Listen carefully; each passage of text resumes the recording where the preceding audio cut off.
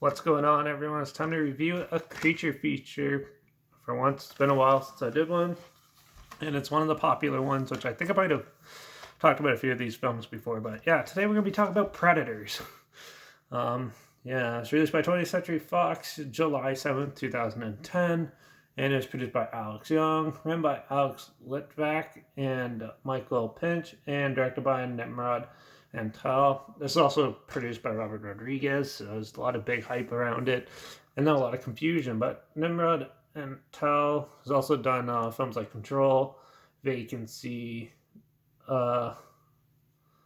Avis, Viscerkis, the Whiskey Bandit, also known as the Whiskey Bandit, and Armored, to name a few of the films he's done.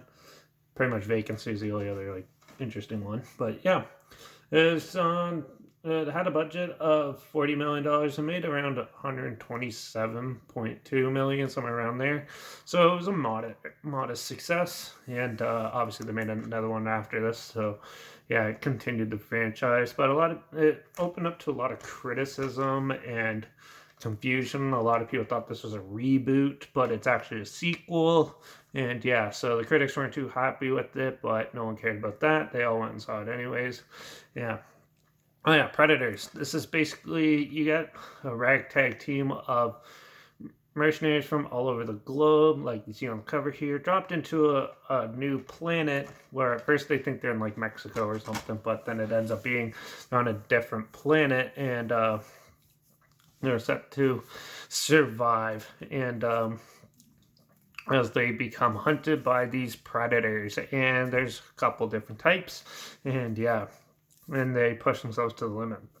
There's a lot of good homages to the original Predator film in this. They have the waterfall jump that they do a couple times. Same with the final battle scene and stuff like that is similar to the original. But these characters are definitely entertaining. Some of them aren't really fleshed out, but most of it is you get what you want in a Predator film. You get a whole pile of humans being hunted, and it's pretty equal, and they have some interesting sort of conflicts and stuff in between as they try to fight for survival. And it's a lot of it was actually pretty fun, really gory, really violent, and just what you want in a Predator film.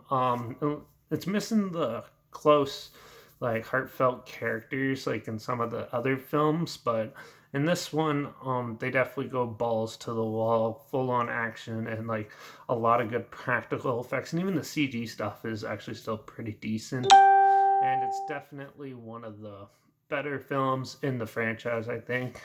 Greg Nicotero did the creature effects and gore effects and everything, so the practical effects looks really good, and the fight scenes that were choreographed and everything look fantastic.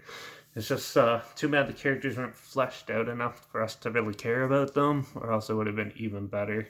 But for the most part, some of the conflict's a little cheesy too and dumb, but for the most part, Predators is a good film, and I actually enjoyed it.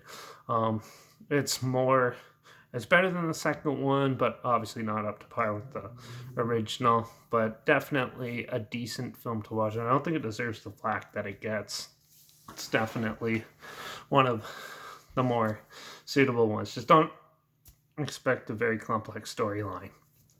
It is a lot of cool stuff, and they implement a lot of new creatures, designs and stuff, and I like that in it. And it's definitely one of my more favorite films to watch every once in a while and stuff. It's a good popcorn flick.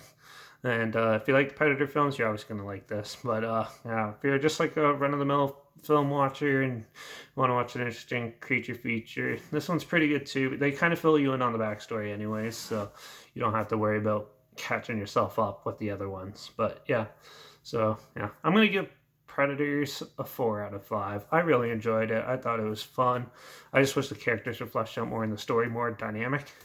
But for what it was definitely a fun time and just worth a watch at least. So yeah, check it out. There's a trailer link down below like always. Also, my Instagram's always linked down below. I post clips of films I'm going to review in the future on my story. And I usually have the film title and a hashtag and the subject on the film and the hashtag so you're aware of it.